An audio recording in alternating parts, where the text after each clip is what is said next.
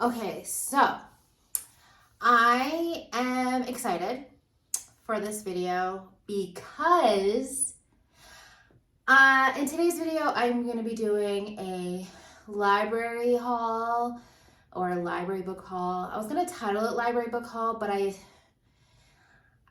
feel like people already assume that it's going to be a book haul if it's a library haul, but I'll figure it out once I start editing or upload. Anyway, I'm going to be doing that, and then I'm going to be doing my first book review. I'm so excited. I am not a booktube channel by any means, but I have completed a book in the month of September, and I would like to do a review on it. Now, I don't know how this will go. Me describing things is like torture to people. They haven't told me that, but it's torture to me, so therefore I feel like it's torture to people. Describing, like, giving directions or anything like that, really, it's hard for me. It's difficult. So we'll see how this book review goes. I want my channel to be a bunch of different things. I have a lot of different paths I want to take, I guess, with my channel. I don't want it to just be one specific thing, so therefore I'm going to be doing 2 videos today. One is going to be this book review and book haul, and then I'm going to be doing a separate video on my weigh-in, or my initial weigh-in, and how things have been going health-wise. So I'm ready to start. Okay, so first I'm going to be doing a book review. Okay, all right, so I got the goods. This book I read yesterday, and I'm out of breath. This book is a thriller suspense. When I first read the description, it said something that intrigued me was, okay, so it says, Simon and Vicky couldn't seem more normal. A wealthy Chicago couple with a stable, if unexciting marriage. But with these two, absolutely nothing is what it seems. I read that little blurb and I was like hooked. I was like, ooh, what could be going on? I love those type of books where it's like a marriage, a couple, but there's all these secrets and like revenge and hidden gems that you read throughout the book. I love those type of books. So this book starts off with a murder. Lauren Betancourt got murdered on Halloween, and the book basically tells what happened the days leading up to Halloween and the days after Halloween. So it goes into 4 viewpoints throughout the book. So there's Simon, who had an affair with Lauren Betancourt. He is a married man. Vicky, who is married to Simon.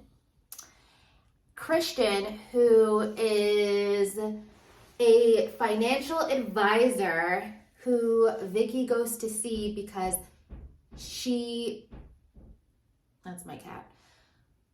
Who she goes to see because she is going to inherit quite a lot of money from Simon's inheritance. And then there's Jane, who is the detective, who is trying to figure out who killed Lauren Betancourt. So this book takes so many turns. I don't really want to ruin the ending, but nothing is as it seems. Let me just say that. All these viewpoints kind of like tell you the story of how they came to be, I guess. It tells their personal story of who they are, what they do, what they think about other people throughout the story. the story makes you believe that Simon and Vicky's marriage are like a horrible marriage, but once you read like the middle / end, you realize certain things. And then Christian, who is a financial advisor, I'm going to say that in quotes because he's actually a con artist.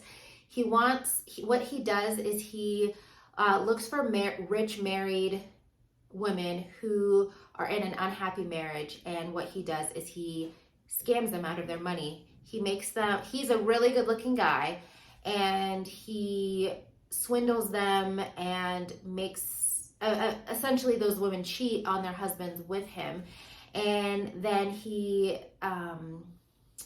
convinces them to divorce their husbands, and he convinces them that he will take their money that they get from their divorce and triple it, quadruple it.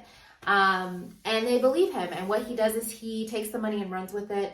He creates all these different identities. He does all this stuff. So anyway, it's so interesting. I don't think I've read a book quite like this, but I definitely would recommend this book.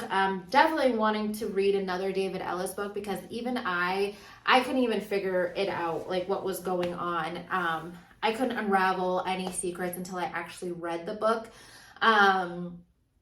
Also with Jane, who's the detective trying to figure out who killed Lauren.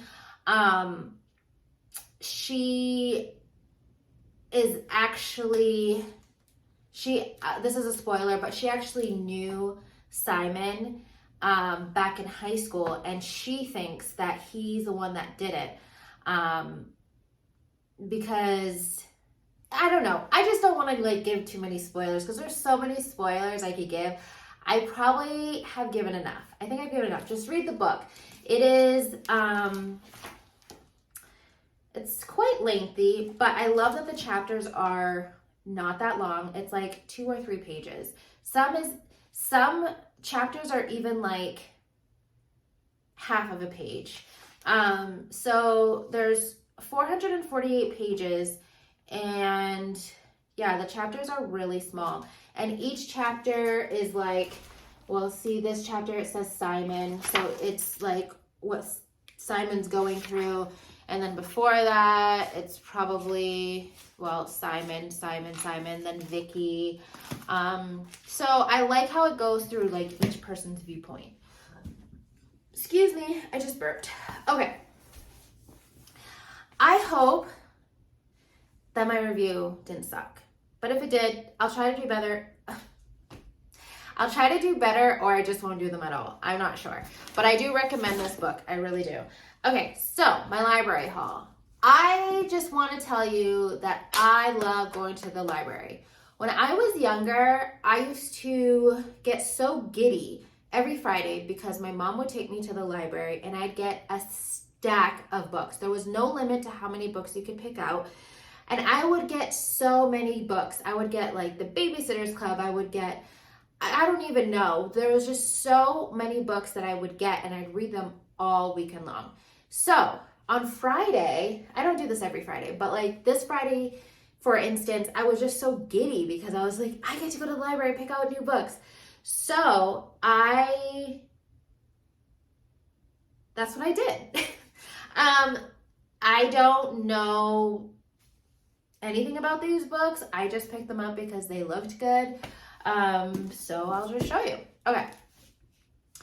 So the first book I'm going to show you is Night Crawling. And if you've read these books or want to read these books, just let me know. But don't put any spoilers, please. Don't say any spoilers. This is Night Crawling by Layla Motley. And what drew me to this, I'll be honest with you, what drew me to this cover was her hair. I saw the braids and I was like, yes, please. So I'll just read you the cover. So Kiara and her brother Marcus are scraping by in an East Oakland apartment complex. Okay, let me read this over again. Kiara and her brother Marcus are scraping by in an East Oakland apartment complex, optimistically called the Regal High. Both have dropped out of high school, their family fractured by death in prison. But while Marcus clings to his dream of rap stardom, Kiara hunts for work to pay their rent, which has more than doubled, and to keep the 9-year-old boy next door abandoned by his mother, safe and fed. One night, what begins as a drunken misunderstanding with a stranger turns into the job Kiara never imagined wanting, but now desperately needs: night crawling. Her world breaks open even further when her name surfaces in an investigation that exposes her as a key witness in a massive scandal within the Oakland Police Department. Rich with raw beauty, electrifying intensity, and piercing vulnerability, Nightcrawling marks the stunning arrival of a voice unlike any we have heard before.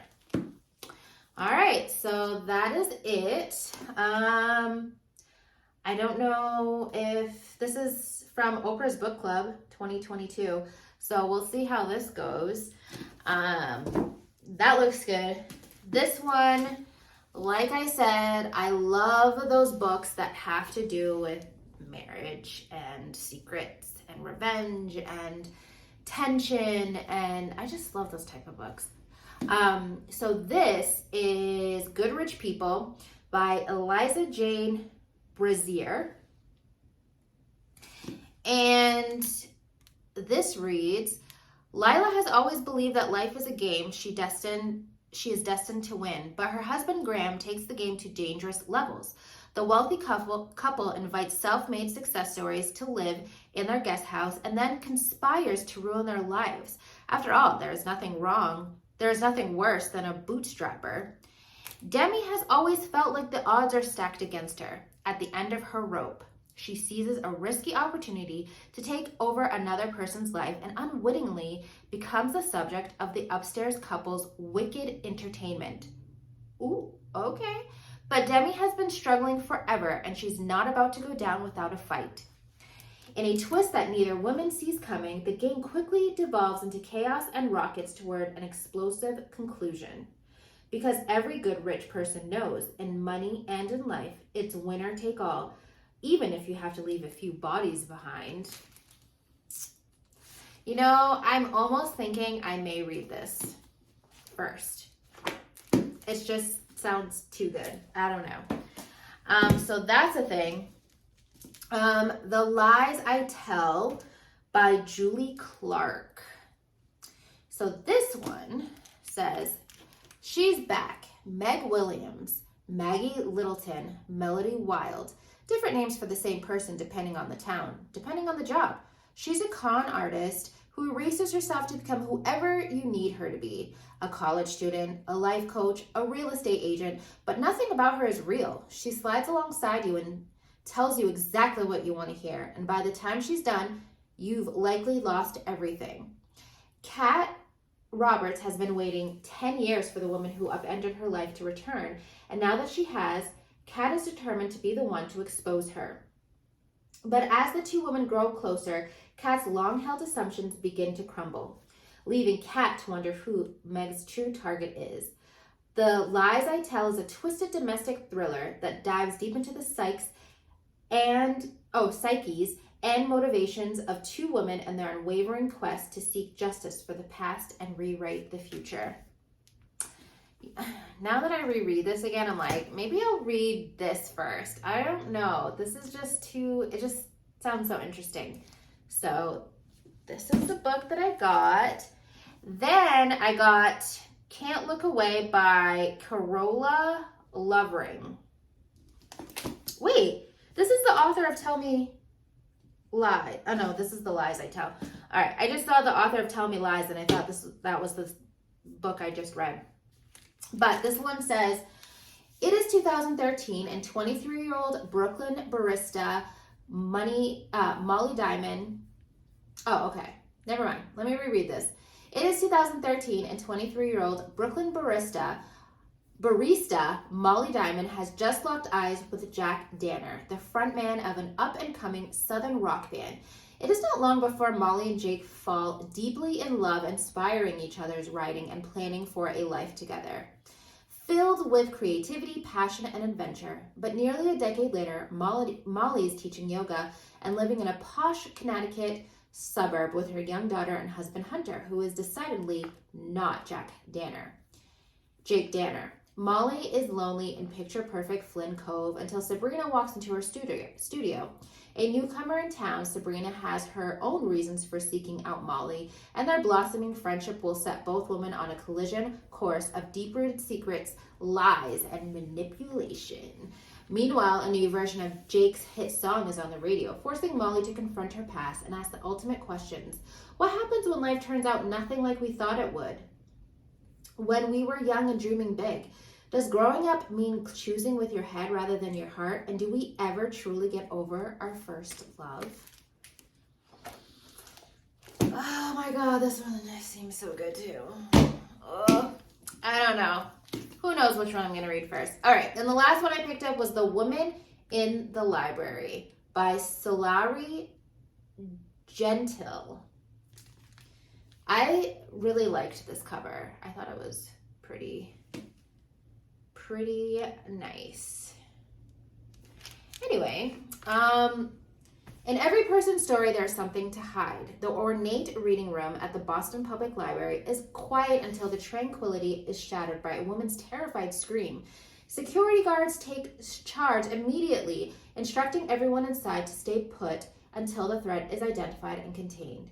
While they wait for the all clear, four strangers who'd hoped to sit at the same table pass the time and conversation and friendships are struck. Each has his or her own reasons for being in the reading room that morning. It just happens that one is a murderer.